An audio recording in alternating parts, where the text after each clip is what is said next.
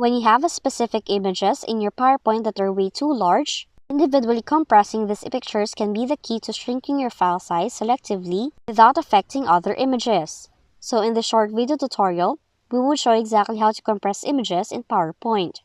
Now to start, open the PowerPoint presentation you want to edit. Then simply select the image you want to compress, navigate to the Picture Format tab, and then choose Compress Pictures. Now from there, you will get to pick how much to compress and whether or not to delete crop areas, which can help you to reduce the file size even further. Now this targeted approach allows you to maintain high-quality images where necessary and shrink only those that are excessively large. But if you find yourself with a presentation full of heavyweight images, opting for batch compression can also be a massive time saver. You don't need to go through image one by one, but instead, PowerPoint allows you to compress all pictures in your document simultaneously.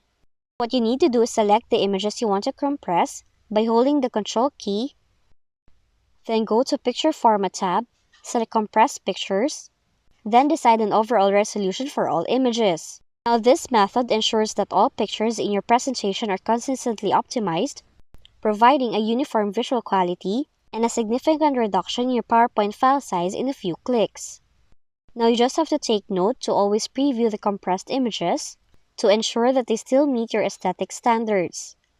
But if you notice a visible downgrade in quality that's unacceptable for your purpose, you may need to opt for less aggressive compression setting. But that's how to compress images in your PowerPoint presentation in your Windows computer.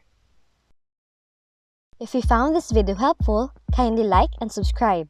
You may also click and turn on the notification bell so you can be notified from whenever we release new videos.